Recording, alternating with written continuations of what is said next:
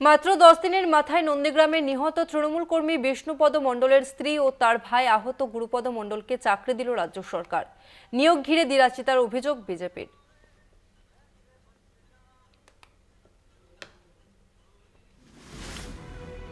বুধবার নন্দীগ্রাম 1 নম্বর ব্লক আধিকারিকের কাছে নিয়োগপত্র জমা দিয়ে কাজে যোগ দিয়েছেন নিহত তৃণমূল কর্মী বিষ্ণুপদ মণ্ডলের স্ত্রী। সরকারি কাজে যোগ দিয়েছেন বিষ্ণুপদ মণ্ডলের আহত ভাই গুরুপদ মণ্ডল।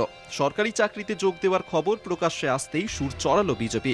রাজ্য সরকারের এই উদ্যোগের মধ্যে দ্বিচারিতা দেখছে রাজ্যের প্রধান বিরোধী দল।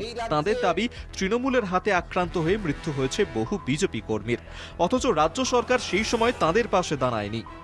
একইভাবে ভারতীয় জনতা পার্টির 200-র অধিক এই রাজ্যে বিভিন্ন প্রান্তে বিজেপি কর্মী কার্যকর্তারা খুন হয়েছে এই কয়েক বছরের শাসনে।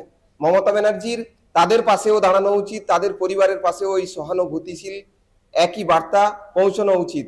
কিন্তু রাজনৈতিক খোঁজার জন্য নন্দীগ্রামের মাটিতে এসে আপনি রাজনীতি করবেন, এটা হতে পারে না, এটা দ্বিচারিতা।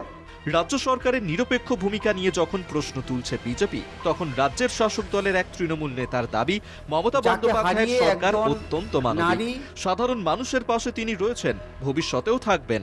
নন্দীগ্রামে রাজনৈতিকগতভাবে যাকে হত্যা করা হয়েছে বিষ্ণুপদ মণ্ডল, যাকে হারিয়ে একজন নারী বিধবা হয়েছে, যাকে হারিয়ে একজন দাদা তার ভাতৃহারা শোকে শোকাহত, 2 নাবালক সন্তান পিতৃহারা হয়েছে। সেই অসহায় পরিবারের পাশে মমতা বন্দ্যোপাধ্যায় দাঁড়িয়ে আরেকবার প্রমাণ করে দিলেন যে মমতা বন্দ্যোপাধ্যায়তেই আছেন। দ্বিচারিতার অভিযোগের পাশাপাশি বিজেপির প্রশ্ন, একই ঘটনায় কেন দুটো এফআইআর? সিবিআই তদন্ত চাইছে পদ্মশিবের। অন্যদিকে নিহতদের পরিবার জানাচ্ছে সিবিআই নয়, বরং মুখ্যমন্ত্রী মমতা বন্দ্যোপাধ্যায়ের সরকারের প্রতি ভরসা রয়েছে তাঁদের। হ্যাঁ, দিদি আমাকে কাজ দিয়েছে মুখ্যমন্ত্রী, দিদিকে ধন্যবাদ। মুখ্যমন্ত্রীর প্রতি ভরসা আছে, দোষীরা যেন শাস্তি পায়। সকলেই জানেন বিজেপির দুষ্কৃতীদের দ্বারা আমি আহত হয়েছি, আমার হাতটা পুরো অকেজো হয়ে গেছে, আমার ভাই নিহত হয়েছে। তো আমাদের মানবিক মুখ্যমন্ত্রী, উনি আমাদের এই অসহায় পরিবারের পাশে দাঁড়িয়েছেন, আমাদের কাজের সংস্থা করে দিয়েছে। তার জন্য আমার পরিবারের তরফ থেকে মুখ্যমন্ত্রীকে অসংখ্য অসংখ্য ধন্যবাদ। সম্প্রতি Tamluk cooperative agriculture rural development ব্যাংকে ভোটে জয়ী হয় তৃণমূল। 69টি আসনের মধ্যে 56টি আসনে জয়ী হয়ে বোর্ড গঠন করে রাজ্যের শাসক দল। এরপরেই খুন হন তৃণমূল কর্মী বিষ্ণুপদ মণ্ডল।